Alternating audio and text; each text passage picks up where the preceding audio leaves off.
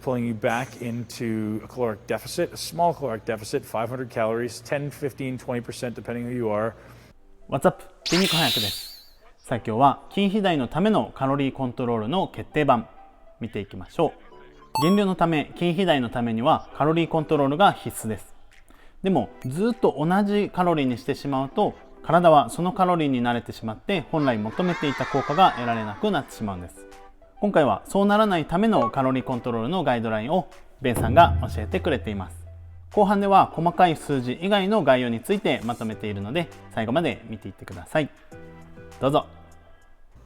Hey guys, Ben Pakulski here at the MI40 headquarters, taking questions directly off the MI40 Nation site. Hey Ben, I'm in the off season trying to add as much muscle as possible. What should my diet look like for maximum hypertrophy?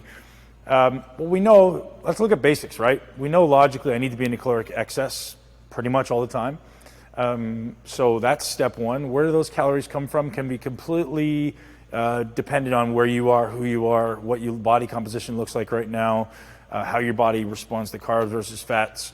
So it's hard for me to make a generalization. But step one, here's how I do a diet assessment. Step one is you got to hit your protein requirements. And you know if you're hitting your protein requirements if you're sore or not, in most cases, right? So we start with 1 gram per pound or about 2 grams per kilo. And that's kind of the baseline. And we say if that seems adequate for recovery and I'm actually making progress, just keep it there. If you're not, you could bump it up as high as 1.2, 1.5 grams per pound. That's high, but still no negative effects. From there, we look at how many carbohydrates do I need to recover? So I don't want to be taking in some massive amount of carbohydrates unnecessarily all the time because it's going to be pro-inflammatory, regardless of where they're coming from. It doesn't matter if they come from potatoes or Pop-Tarts, they're still going to be pro-inflammatory if I'm taking too many and my body's not using it. So how much do I need? How much can I get by on and fuel awesome workouts? So start at a number that's around 1 gram per pound. And so for me, I'm 290, 300 pounds. I need 300 grams of carbs a day baseline and see how my performance is. If my performance stinks, we'll take a little bit more. If I feel like I'm not recovering fast enough, take a little bit more. It also depends on your workout frequency. If you're training a body part 2-3 times a week, you need to take in a little bit more. Sometimes if you're only training a body part once a week, you could probably take in a little bit lower carbohydrates knowing that your body's going to recover. So start at 1 gram per pound and work down or up from there according to what you see as a response. So if you see that I'm getting fat from 1 gram per pound, well, maybe you're taking in too much. If you're not growing enough or your recovery isn't fast enough or you don't have the energy or the pumps in your workout, put it up from there.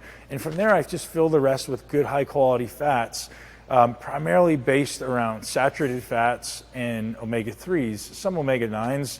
But some of our typical American, North American diet and Western diet has too many omega-6s. So I try to avoid things like vegetable oil, any type of omega-6 fats. Primary sources of omega-3s are going to be freshly ground flax, fish oil, grass-fed meats. I try to eat quite a few eggs, which is high in choline and omegas. So those are primary sources. You get some good freshwater fish, good source of omega-3s.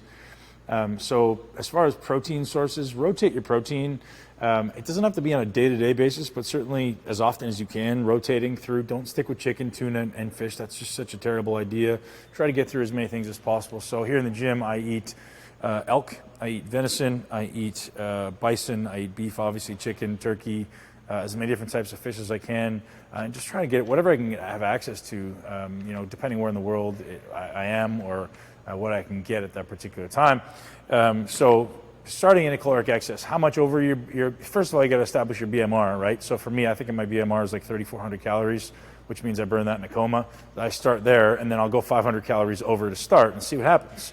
So sometimes your baseline diet doesn't really mean very much. It's like, well, this is kind of my assessment point to see where I should go from here. So if I know my BMR is 3,400 calories, I'll go 500 calories over, 10, 20% over, and see how that works. And if I'm growing there, awesome. And then if I'm not, well, I'll go up another, 10% and see how that goes. And I have to take a objective assessment every single time.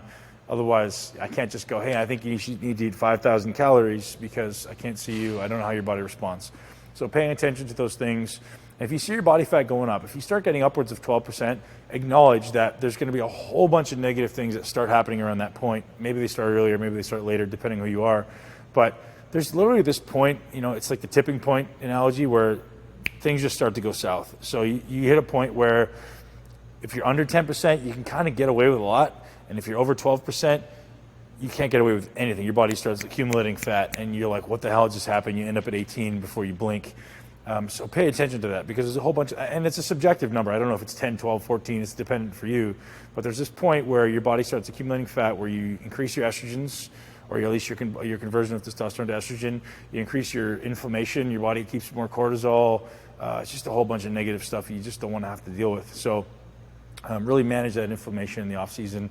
So the best way that I find to do this is cyclical nutrition. So with most guys, I want you to be in a caloric excess, and girls, sorry, not being generic. I want you to be in a caloric excess at least 80% of the time.